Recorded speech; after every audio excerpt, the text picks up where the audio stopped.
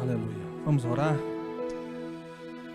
Senhor, agradecemos o Teu nome pela oportunidade que temos de nos encontrarmos neste lugar, parte dessa igreja que o Senhor chamou como Igreja do Senhor, povo que pertence a Ti, e também com aqueles que estão agora nos assistindo em sua casa, através da nossa transmissão. Que a Tua graça, o Teu amor se derrame sobre todos nós, nos ajude nesse momento que a gente está vivendo, para tentar compreender tudo o que precisamos, como agir, o que devemos fazer. De fato, tem hora que precisamos de uma clara direção do Senhor. Somente o Senhor pode nos guiar e nos dar a direção necessária em um momento como esse. Nos abençoe nessa noite, fala o nosso coração em nome do Senhor Jesus. Amém. Pode sentar-se, vocês que estão aqui. Também todos aqueles que nos assistem em casa. Que seja um culto ao Senhor aí com a sua família. Você que é da igreja e está em casa e podendo estar aqui, não está vindo, quero encorajá-lo a vir. Tem um lugarzinho aqui para você, tanto pela manhã quanto à noite. O número está reduzido, o culto menor. Estamos tomando as devidas precauções e o nosso convite continua aberto. A questão da ceia, nós sempre temos a política de fazer no primeiro domingo, mas nesse momento a gente está transferindo sempre para o segundo domingo. Foi assim na Páscoa e será assim em maio. A gente vai fazer no domingo que vem, nos dois cultos, e das 10h15 às 11h30 nós vamos deixar a mesa aqui. Eu estarei servindo a ceia da mesma forma que eu fiz na Páscoa para aquelas pessoas que não estão podendo vir no culto presencial. Então, além da ceia normal, que vai ser servida, aquelas pessoas do grupo de risco podem vir 5, 10 minutos aqui para tomar a ceia e para ter um contato com a igreja que o Senhor te chamou para pertencer. Então, você que está nos assistindo em casa, o convite está aberto para você domingo que vem, às 10h15. Ok? Vamos abrir nossa Bíblia no livro de Jó, capítulo 14. Além dessa reunião de domingo, a gente está tendo a reunião de terça-feira. Está bem reduzido o número de participantes. Se você puder estar conosco, venha celebrar ao Senhor. Número abaixo do esperado. Então a gente reforça o convite também para o culto de terça-feira, às 20 horas. Aqueles que se matricularam para fazer o curso do Evangelho de Marcos, nós vamos começar no mês de maio agora as aulas através de videoaulas no canal no YouTube. Já são da igreja quase 60 alunos, aí eu abri para fora, chegamos aí a 160 alunos que estarão estudando, e uns 60 alunos desses daí são pastores, então vai poder abençoar muita gente. A gente vai estudar o Evangelho de Marcos, capítulo por capítulo, e quero encorajá-lo a estar fazendo isso. Livro de Jó, capítulo 14, versículo 7. Porque há esperança para a árvore, pois mesmo cortada, ainda se renovará. E não cessarão seus rebentos, ou seus frutos, Se envelhecer na terra a sua raiz, e no chão morrer o seu tronco, ao cheiro das águas brotará, e dará ramos como a planta nova. Há esperança para a árvore, pois mesmo cortada, ainda se renovará. Jó está lidando com o dilema do sofrimento, com um ambiente da desesperança, da dor, do isolamento, do abandono, com uma enfermidade extremamente séria, com a falência econômica. No primeiro versículo ele vai dizer o que é a vida para ele, qual tem sido nesse dia, quando ele escreve isso, como ele está encarando a vida. Ele está dizendo que a vida é breve e a gente vive inquieto com essa vida, a gente não consegue acalmar-se diante da realidade de existir. E aí chega no versículo 7, ele começa a usar o símbolo de uma árvore para declarar a sua desesperança. Ele está dizendo para si mesmo essas coisas. É uma maneira dele falar com a sua alma. É interessante. Os textos bíblicos, que muitas vezes se tornam textos dos homens falando com eles mesmos, de um homem falando com o seu coração, com a sua própria alma, com o seu próprio ser. E aqui é uma conversa de Jó consigo mesmo. E ele está simbolizando a sua existência como de uma árvore cortada, que sem esperança. E ele começa a dizer que existe a possibilidade de um renovar, de um recomeçar. E por que eu escolhi esse texto para essa reflexão dessa noite? Porque essas duas coisas estão diante de nós: esperança e desesperança. Um cenário que, pela fé, por reafirmar em quem a gente crê, a gente não pode negar a nossa esperança. Negar a esperança é negar a nossa própria fé. A gente crê para além da esperança, diz a palavra do Senhor, para algo que está para além disso. Então a gente, pela fé que nos tomou, que o Senhor plantou em nosso coração, a gente é incapaz de negar a esperança. Ao mesmo tempo, a constatação da realidade é da desesperança. Como equilibrar esses dois mundos de uma realidade que nos puxa para a desesperança e de uma fé que o tempo todo nos convida a reafirmar a nossa esperança ou para além dela. E ele está dizendo de uma desesperança que surge a partir de um fato, a partir de uma realidade que vem sobre nós sem forças da gente impedir essas realidades. Ele fala esperança para quem? Para uma árvore cortada. Essa é a existência que é arrancada abruptamente, é tirada, é removida. Nenhuma árvore, por si só, no símbolo da sua existência, ela tem como objetivo se jogar diante de uma motosserra, diante de um serrote. A árvore cortada é um absurdo, é uma ofensa à sua natureza, ao seu símbolo de existir. E ele está dizendo que existem fatores que vêm sobre a vida, sobre a existência, e corta as possibilidades de existir, e este cortar traz consigo a desesperança. Isso acontece com a gente.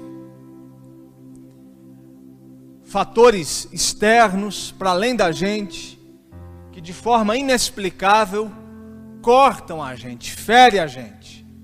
E como consequência desse cortar, a gente começa a viver uma história de desesperança. Uma história que traz consigo a falta de expectativa. Ele está dizendo que isso vai acontecer. E quem sabe, os dias atuais são dias dessa realidade, onde nós fomos cortados, fomos arrancados. Alguma coisa foi arrancada da gente, foi cortada da gente. Desde as nossas relações, a nossa forma de construir a vida, a nossa forma de conduzir a nossa história, a nossa forma de construir relação, a nossa forma de viver a igreja. Nós fomos cortados em algum ambiente, em algum lugar. Economicamente fomos cortados, relacionalmente fomos cortados, espiritualmente estamos lidando com uma espiritualidade, com uma vida comunitária totalmente diferente e oposta daquilo que a gente sempre diz que é a maneira da gente viver. Tudo aquilo que a gente tem vivido como igreja é como se fosse o oposto daquilo que a gente reafirmou inúmeras vezes nos nossos encontros. A gente sempre reafirmou a aproximação e não distanciamento. A gente sempre falou sobre a dedicação e a possibilidade de sermos impulsionados aos encontros, mesmo contra uma natureza que cai diante do desânimo, mas de repente vem a árvore é cortada. Nós somos atingidos por fatores que fogem do nosso controle. Alguma coisa vem e nos fere. Ele também fala de uma desesperança que é fruto do cansaço, da fadiga, do cansaço natural, quando ele vai dizendo o seguinte, no versículo 8, se envelhecer na terra a sua raiz e no chão morrer o seu tronco. Ele está dizendo de alguma coisa que perde a esperança pelo cansaço, vai perdendo a vitalidade, vai perdendo a força, vai se evaporando. Essa árvore que não é cortada, mas ela vai deixando de existir, as folhas vão caindo, o seu tronco vai ficando cada vez mais seco, as suas raízes vão se desapegando da terra, ele vai começando a se inclinar de acordo com os ventos que sopram contra ela. Isso é resultado de cansaço. A desesperança tem hora que surge a partir do cansaço. A gente cansa de algumas realidades. A gente cansa de algumas realidades na família, algumas realidades profissionais, algumas realidades ligadas ao campo das emoções, do nosso coração. Então a desesperança é fruto de duas coisas, fatores externos que vêm contra a gente e nos cortam, e realidades que, por ser demasiadamente longa o seu poder de existir e de nos massacrar emocionalmente, a gente vai cansando, e a gente desiste de algumas coisas. E ele está dizendo dessa desistência natural que a gente vai tendo. Quem nunca disse, parei com isso porque cansei, não vou mais fazer isso porque cansei, desisti dessa relação conjugal porque cansei, estou parando esse curso na faculdade porque cansei, estou desistindo da vida ministerial, da dedicação porque cansei, estou cansado. A gente envelhece, a nossa raiz na terra vai se perdendo, o nosso tronco vai morrendo, porque a vida vai nos cobrando tanto que a gente vai fadigando, perde o oxigênio. A gente não é atingido por uma pandemia, por um vírus, mas o nosso pulmão existencial vai perdendo, precisando de uma máquina para fazer a gente respirar. Esse tronco que perde as suas raízes e vai se perdendo. Agora, como que a gente recupera a esperança diante disso? Se ele fala de duas realidades de desesperança que nos atinge, uma externa poderosa que nos corta de realidades que a gente ainda gostaria de estar vivendo, de momentos que a gente gostaria de estar experimentando, mas a gente é cortado, e dessa desesperança que é fruto do cansaço. Aí ele começa no versículo 9, dizer, ao cheiro das águas. Como viver com esperança, ele está nos apresentando. Essa coisa do cheiro é mais ou menos um desejo que a gente deve desenvolver pelo Senhor. A gente recupera a nossa esperança desenvolvendo um desejo pelo Senhor. A árvore cortada, ferida, volta a dar frutos a partir de um desejo de cheirar alguma coisa que está vindo sobre ele. É o desejo. É quando no nosso organismo, no nosso olfato, começa a desejar as águas. A esperança renasce nesse desejo profundo pelo Senhor. Um suspiro por Ele. O salmista vai nos dizer, assim como a corça suspira pelas correntes das águas, assim suspira por ti a minha alma, ó Senhor. A corça é um animal que ela sente de longe o barulho e o cheiro das águas. E mesmo quilômetros distante do riacho, a hora que ela sente, ela começa a gritar, a declarar a partir de um grito, e ela sai pulando pela selva em direção àquele barulho e aquele cheiro das águas. E ela vai de encontro àquilo. E o salmista está dizendo: assim é o meu desejo por ti.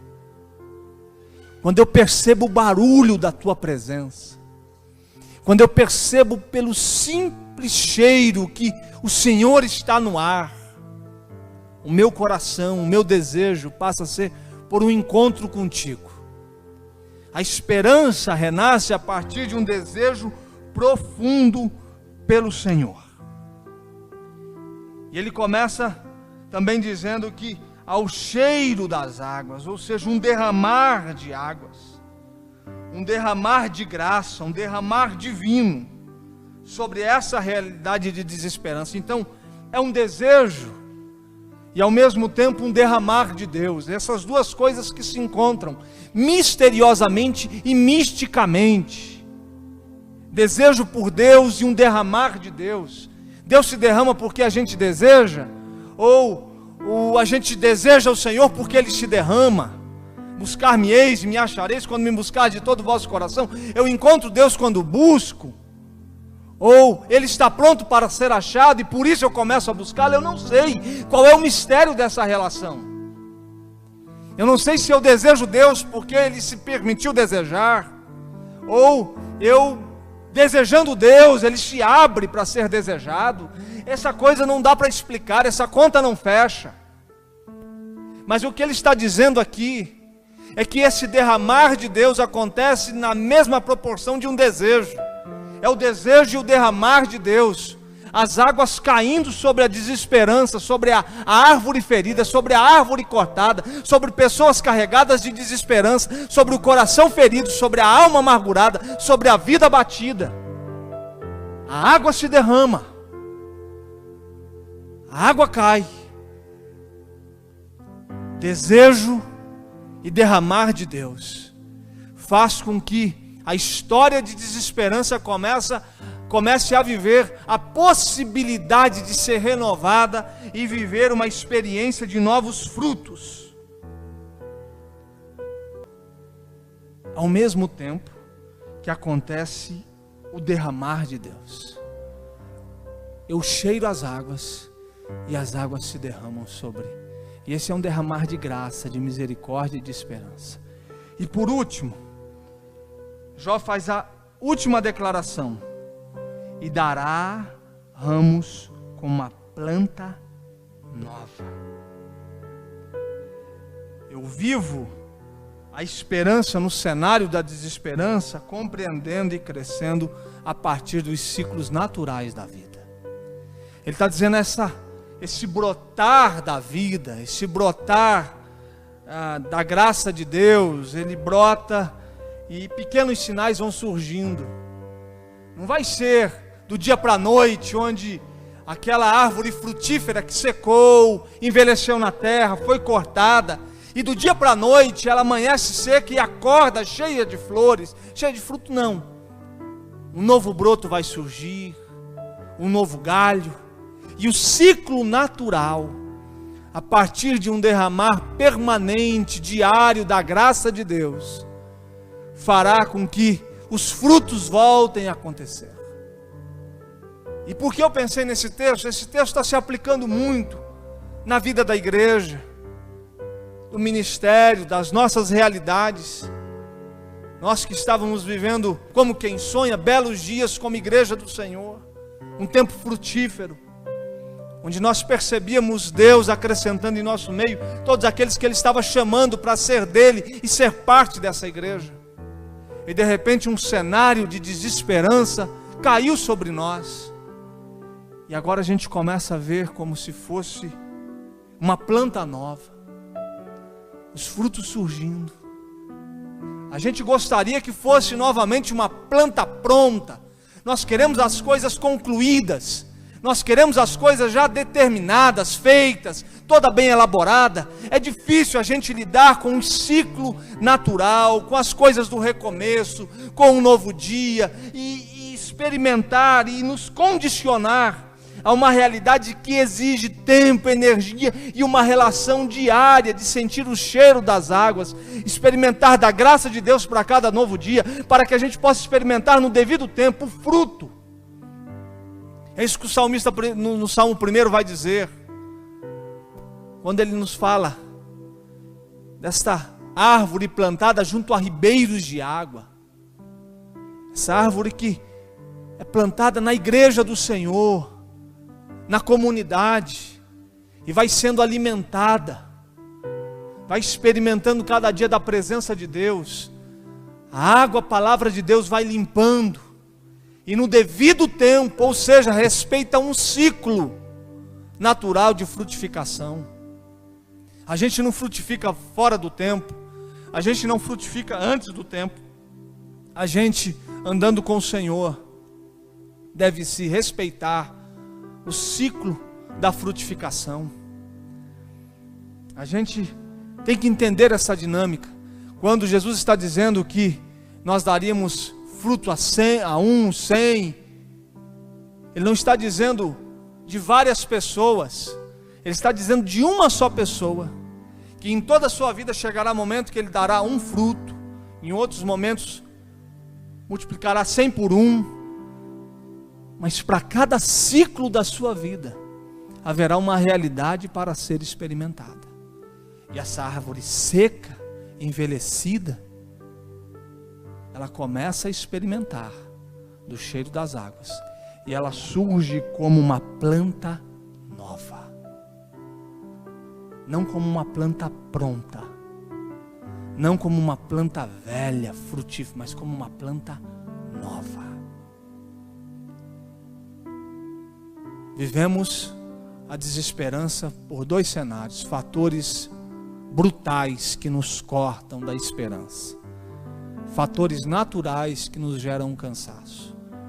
Recuperamos a esperança a partir de um desejo por Deus, um cheiro de Deus vem sobre nós e a gente passa a desejá-lo. Experimentamos da esperança a partir da água, da presença de Deus que se derrama sobre a nossa existência seca, árida, sobre os lugares secos da nossa vida, sobre o deserto da nossa história. A água de Deus se derrama. E por fim a gente começa a experimentar de um brotar da graça de Deus, fazendo surgir novos e belos frutos. Diante do cenário da desesperança, há um convite de esperança do Senhor para esse momento.